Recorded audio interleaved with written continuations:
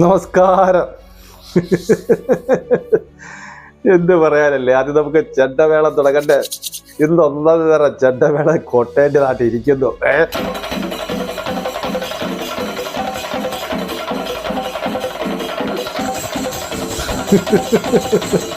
സത്യം പറഞ്ഞു കഴിഞ്ഞാല് സിംബാബ്വേനെ നാണം കെടുത്തിയെന്ന് വെച്ച് കഴിഞ്ഞാൽ നാണം കെടുത്തിയാ തോപ്പിച്ചു. അടിച്ചു കൂർച്ചെന്ന് പറഞ്ഞില്ലേ, കൊച്ചു പിള്ളേരെ അടിക്കുമ്പോൾ പട്ടി അടിക്കുമ്പോഴാണ് അടിച്ചത്.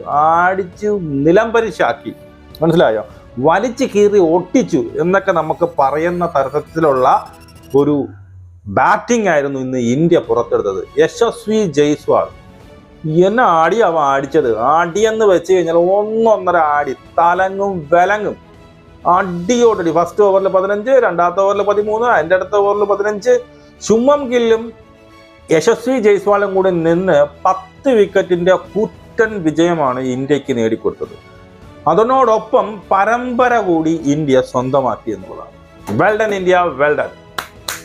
ഇതാവണം ഇന്ത്യ. അതായത് നമ്മുടെ 2 സീനിയർ പ്ലെയറൊക്കെ അങ്ങ് മാറിപ്പോയി. നമ്മുടെ ആരാണ്, രോഹിത് ശർമ്മയും വിരാട് കോഹ്ലിയൊക്കെ മാറിപ്പോയപ്പോൾ ഇത്രയൊക്കെ ഉള്ളൂ ഇന്ത്യ എന്ന് വ്യാമോഹിച്ചവർക്കുള്ള ചുട്ട മറുപടിയാണ്. ഇത് പോയാൽ ഇതിന്റെ അപ്പം വരും, അതിനുള്ള ടീം മനസ്സിലായോ ഇന്ത്യക്കകത്തുണ്ട് എന്ന് തെളിയിച്ചു കൊടുക്കുന്ന ഒരു കളിയാണ്. അതായത് ഇന്ന് ലോക ക്രിക്കറ്റുകൾ ഭയത്തോടു കൂടി കാണുന്നുണ്ട് ഇന്ത്യയെ.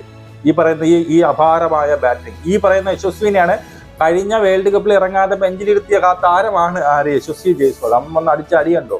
അത് കഴിഞ്ഞാൽ അഭിഷേക് ശർമ്മ.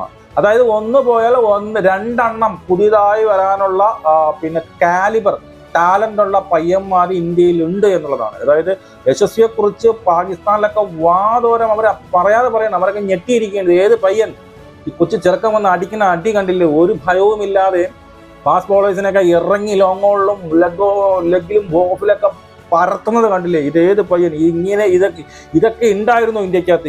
ഇമാതിരി ബാറ്റ്സ്മാൻമാരൊക്കെ ഇന്ത്യക്കകത്ത് ഉണ്ടായിരുന്നു.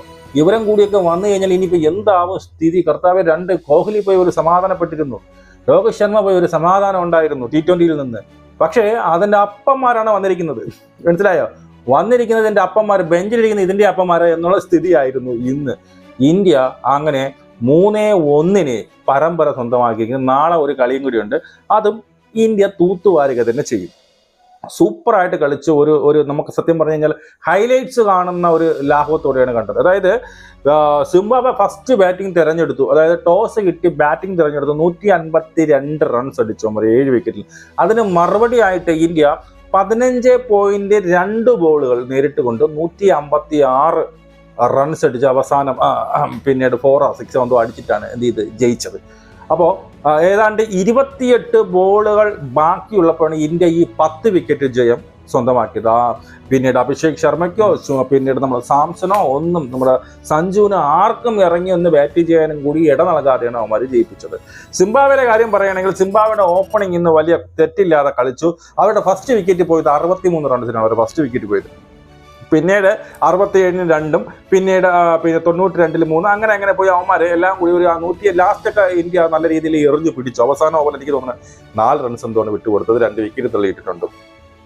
ആരാണ്, നമ്മുടെ ഖാലിദ് അഹമ്മദനാണ് ലാസ്റ്റ് ഓവറിൽ 2 വിക്കറ്റ് കിട്ടിയത്. അവനാണ് ഏറ്റവും കൂടുതൽ വിക്കറ്റ് നമുക്ക് തള്ളിയിട്ടത്. ഇന്ന് പിന്നീട് ഡെബ്യൂ ചെയ്ത ദേശ്പാണ്ഡെ 1 വിക്കറ്റ് തള്ളിയിട്ടു. അതുപോലെ തന്നെ വാഷിംഗ്ടൺ സുന്ദർ എല്ലായ്പ്പോഴും പോലെ ഇപ്പോൾ ഈ കളിയിലും വിക്കറ്റ് തള്ളിയിട്ടു. അപ്പോൾ എന്തായാലും മറുപടി ബാറ്റിങ്ങിന് ഇറങ്ങിയ ഇന്ത്യയുടെ സ്കോർ ബോർഡ് കണ്ടു കഴിഞ്ഞാൽ നമ്മൾ ഞെട്ടും. മറുപടി ബാറ്റിംഗ് ഇറങ്ങിയ ഇന്ത്യ യശസ്വി ജയ്സ്വാൾ 93 റൺസാണ് അടിച്ചു കൂട്ടിയത്. 53 ബോളുകൾ മാത്രം നേരിട്ടുകൊണ്ട് 93 റൺസും 2 സിക്സുകളും 13 ഫോറുകൾ അടിച്ചത്. 1, 2 അല്ല 13 ഫോറുകൾ. അതിൻ്റെ തന്നെ ക്യാപ്റ്റന്റെ ഇന്നിങ്സ് കളിച്ചുകൊണ്ട് 39 ബോൾ നേരിട്ട് കൊണ്ട് 58 റൺസ് അടിച്ചു ശുഭം ഗിൽ. തുടക്കം ഈ പറയുന്ന യശസ്വിക്ക് പിന്നീട് സിംഗിൾ എടുത്ത് മാറിക്കൊടുത്തു. നീ അടിയിടാന്ന് പറഞ്ഞിട്ട് അടിക്കുകയായിരുന്നു. അതായത് പവർ പ്ലേയിൽ മൊത്തം കളിച്ചത് യശസ്വി ആണെങ്കിൽ പവർ പ്ലേ കഴിഞ്ഞ് തൻ്റെ ഗിയർ മാറ്റി നമ്മുടെ ക്യാപ്റ്റനായ ശുഭം ഗില്ല് പിന്നെ ആഞ്ഞടിക്കാൻ തുടങ്ങി. ആഞ്ഞടിച്ച് കുറേ 2 സിക്സുകൾ 6 ഫോറുകളൊക്കെ അടിച്ച് അവസാനമൊക്കെ ഒരു ചില പരാതിയൊക്കെ വന്നു. അവന് സെഞ്ചുറി അടിക്കാമായിരുന്നു, അതിലൊന്നും ഞാൻ വിശ്വസിക്കുന്നില്ല. അത് എന്തായാലും കളി അങ്ങനെ തന്നെ പോട്ടെ. 93 റൺസിലല്ലേ പോയത്, 1-2 റൺസിലാണ് അവൻ അങ്ങനെ സംഭവിച്ചെങ്കിൽ നമുക്കത് പറയാം. അപ്പോൾ അതുകൊണ്ട് അതിൽ വലിയ കാര്യമൊന്നുമില്ല. അപ്പോൾ അങ്ങനെ നോക്കുകയാണെങ്കിൽ ഏതാണ്ട് 15.2 ബോളുകൾ നേരിട്ടുണ്ട് ഇന്ത്യ അത്യുജ്വലമായ ഈ പറയുന്ന സിംബാബ്വേനെ വലിച്ചു കീറി ഒട്ടിച്ച് നാണം കെടുത്തി എന്ത് ചെയ്തു വിട്ടു. തുണിയില്ലാതെ ഈ പറഞ്ഞ് വന്നവനെ തുണി അവത്തിട്ട് ഇത്രേ ഉള്ളടാ നീ എന്ന് പറഞ്ഞു വിട്ടതുപോലെ അവനെ പറഞ്ഞു വിട്ടിട്ടുണ്ട്. അപ്പൊ അങ്ങനെ ഇന്ത്യ പരമ്പര സ്വന്തമാക്കുന്നത്. അവരുടെ ബൗളിംഗ് നോക്കിക്കഴിഞ്ഞാൽ ആർക്കും വിക്കറ്റ് കിട്ടിയില്ല. ഒരു വിക്കറ്റെങ്കിലും പോട്ടെ, ഒറ്റ മനുഷ്യർക്കും വിക്കറ്റ് കിട്ടിയില്ല എന്നുള്ളതാണ്. അപ്പോൾ ഇതൊക്കെയാണ് ഇന്ന് സംഭവിച്ചത്. ഇന്നെന്തായാലും നമുക്ക് വളരെ വളരെ ഹാപ്പി ആയിട്ട് നമുക്ക് വളരെ ഒരു ഇത് നടന്നത് പോലെ, ഹൈലൈറ്റ്സ് പോലെ നമുക്ക് കാണാൻ പറ്റിയ ഒരു മത്സരമായിരുന്നു നടന്നത്. യശസ്വി ജയ്സ്വാളിന്റെ മാരക ബാറ്റിംഗ് ആണെന്ന് കാണാൻ സാധിച്ചത്. യശസ്വി ജയ്സ്വാൾ എന്ന് പറയുന്ന അവിശ്വസനീയമായ ഒരു ബാറ്റ്സ്മാനെ നമ്മൾ കാണാൻ സാധിച്ചു.